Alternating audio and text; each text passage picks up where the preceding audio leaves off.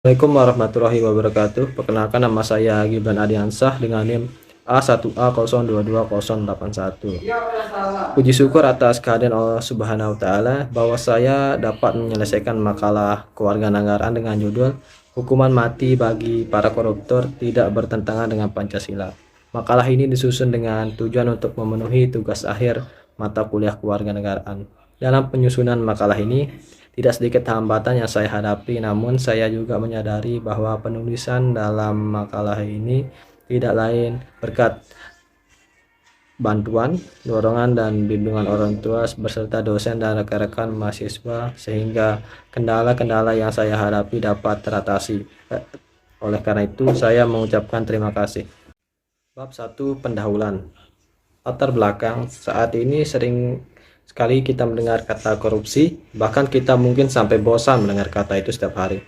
Korupsi adalah persoalan yang sudah akut bagi Indonesia dan sampai saat ini belum ada cara yang efektif dan benar-benar ampuh untuk menyembuhkannya.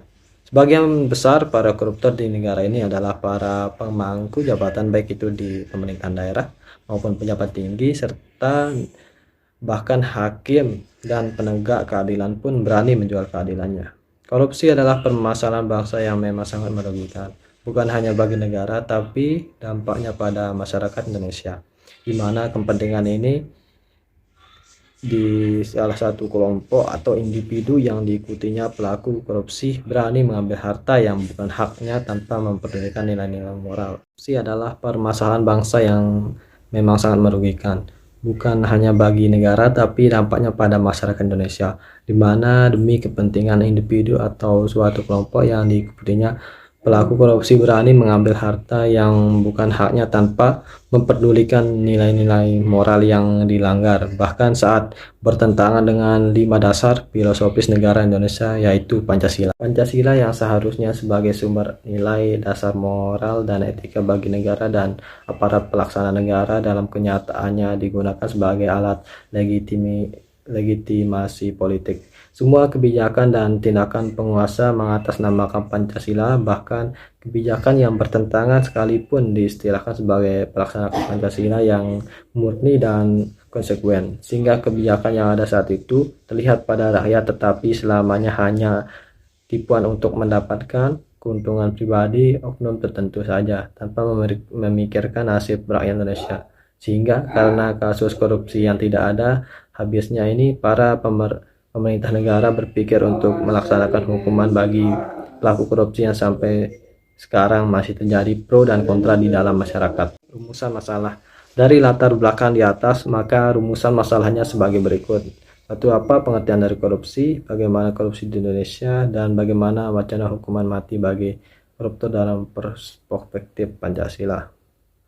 Dan tujuan untuk mengetahui pengertian dari korupsi, untuk mengetahui bagaimana korupsi di Indonesia, dan serta untuk mengetahui bagaimana wacana hukuman mati bagi koruptor dalam perspektif Pancasila. Bab 2. Pembahasan. Pengertian korupsi. Korupsi atau rasuah bahasa Latin corruptio dari kata kerja comporure yang bermakna busuk, rusak, menggoyahkan, memutarbalikkan, dan menyogok, adalah tindakan pejabat publik baik politisi maupun pegawai negeri serta pihak lain yang terlibat dalam tindakan itu yang secara tidak wajar dan tidak legal menyalahgunakan kepercayaan publik yang dikuasakan kepada mereka untuk mendapatkan keuntungan sepihak. Dampak negatif korupsi bagi negara dan rakyat. Demokrasi korupsi mempersulit demokrasi dan tata pemerintahan yang baik atau good governance. Dengan cara menghancurkan proses formal, korupsi mengkikis kemampuan institusi dari pemerintah karena pengabaian prosedur, penyedotan sumber daya, dan banyak pejabat yang diangkat atau dinaikkan jabatan bukan karena prestasi. Korupsi di Indonesia. Korupsi di Indonesia semakin hari semakin meningkat, mulai dari pejabat kecil hingga pejabat tinggi. Tindakan korupsi sudah menjadi penyakit di Indonesia sejak dulu, yang sangat sulit untuk disembuhkan. Sebenarnya peraturan perundang-undangan yang khusus mengatur tindakan pidana korupsi di Indonesia sudah ada. Lembaga khusus yang menangani tentang korupsi yaitu KPK juga sudah dibentuk, akan tetapi masih saja tidak ada kata jera bagi para pelaku tindakan korupsi di Indonesia. Aparat hukum yang seharusnya tegas menangani kasus korupsi juga semakin mudahnya disuap.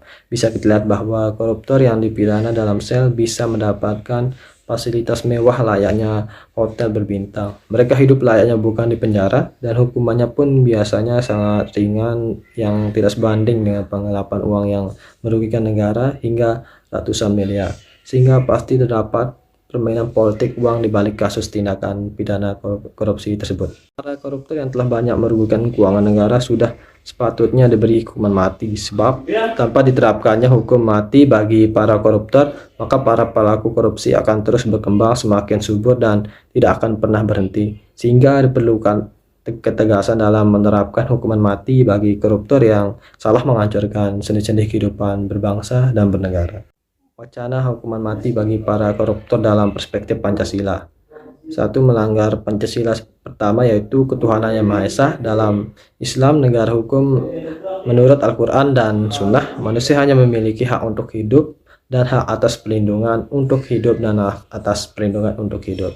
Adapun hak untuk mati sama sekali tidak dimiliki manusia, karena soal kematian setiap manusia adalah wewenang Tuhan. 2. Melanggar Pancasila kedua, yaitu kemanusiaan yang adil dan beradab. Hukuman mati dianggap merupakan pelanggaran HAM, dan oleh karena itu pemberlakuan hukuman mati dan harus dihapuskan, karena hak untuk hidup dari setiap manusia tidak dapat dicabut oleh hukum atau manusia yang lain, sehingga itu hukuman mati menutup kesempatan seorang terpidana untuk memperbaiki diri. 3. Kesimpulan.